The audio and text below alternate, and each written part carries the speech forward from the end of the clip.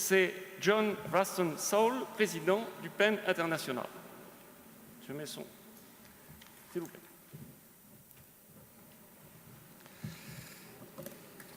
Well, as you know, there's a handful of independent writers here, and you may have noticed us gathering in dark corners. Il y a un grand nombre d'auteurs indépendants ici qui se rassemblent dans les coins les plus obscurs et qui se demandent qu'allez-nous faire de nous. Et Antonio Scarmetta nous a fait partager un petit peu les réactions des auteurs indépendants sur cette pensée, mais comme un grand nombre d'auteurs a dit, nous nous débrouillerons. La question de savoir si les technologies vont être des entraves. Joseph Diop.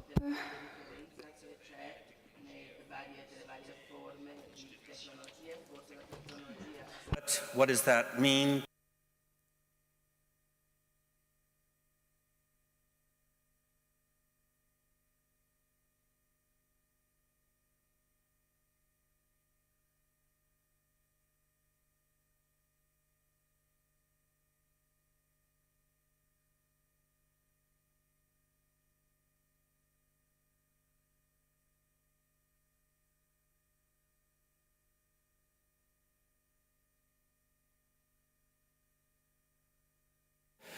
Obsessions.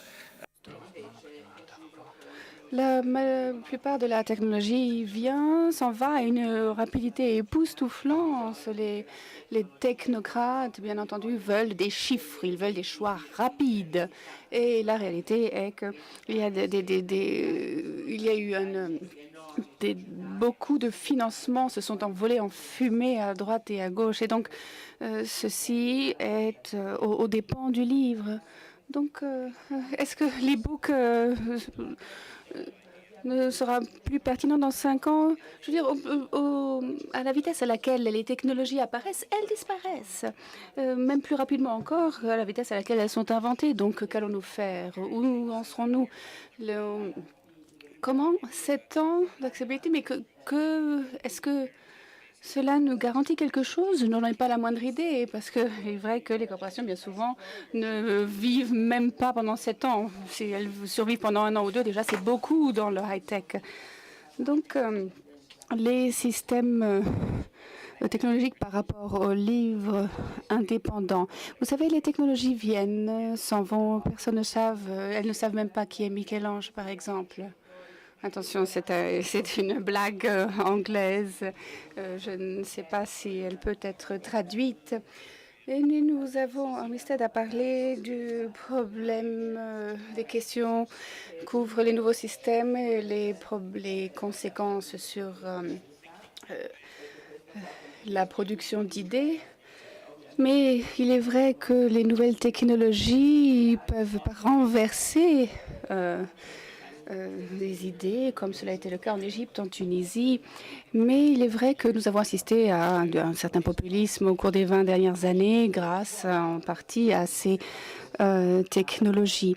Mais Antonio, vous l'avez dit ce matin, Homer en avait parlé lorsqu'il avait invoqué l'essai de Borges, et lorsqu'il parlait du fait que Coleridge avait reconstruit un palais avec des mots qui auraient été plus durables que le marbre. Maurizio avait parlé du problème de la conservation dans l'environnement et Janet Murray a parlé très positivement de la manière dont les nouveaux médias de représentation peuvent nous aider à créer des concepts qui peuvent nous aider à être encore plus empathiques. Et peut-être que tout cela peut nous aider à renforcer, à réinventer le rôle de l'oral dont M. Diop avait fait mention au début.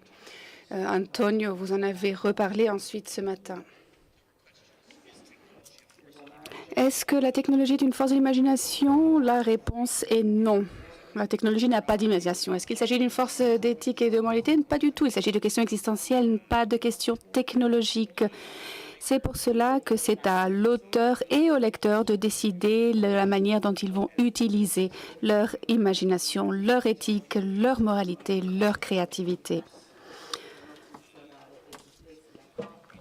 Je suis désolée, j'écris très mal et j'ai beaucoup de mal à me relire. La révolution technologique, nous devons le souligner, n'a pas eu d'effet sur le niveau de violence contre les auteurs. Et je souhaiterais dire quelques mots en tant que président de PEN International. Le nombre d'auteurs en prison, en danger de mort, n'a pas changé autour des dernières années. Il s'agit toujours de 800 à 900 personnes. Cela n'a pas changé. Les nouveaux moyens de communication peuvent-ils interférer dans les vies privées? Oui, pour la surveillance, pour le contrôle. Donc vous avez cette course entre liberté d'expression et le contrôle de cette même liberté. Et tout cela au moyen de nouvelles technologies. Donc le point essentiel est que les auteurs et les journalistes ne sont pas vraiment effrayés par le risque. Lorsque ils voient un nouvel allié, ils le prennent, ils l'utilisent s'ils peuvent. Ils ont raison de l'utiliser.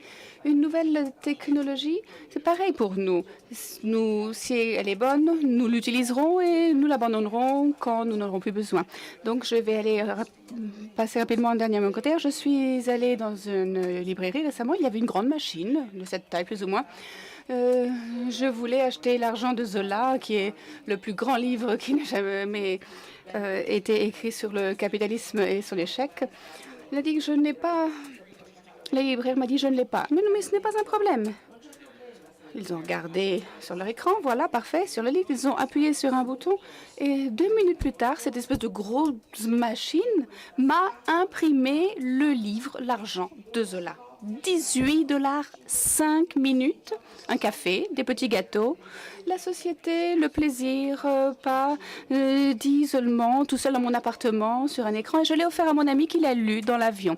Donc vous n'avez pas la moindre idée de savoir si l'e-book va être l'avenir ou est-ce que cela va être cette boîte ou quelque chose d'autre encore qui n'a pas encore été inventé. Merci.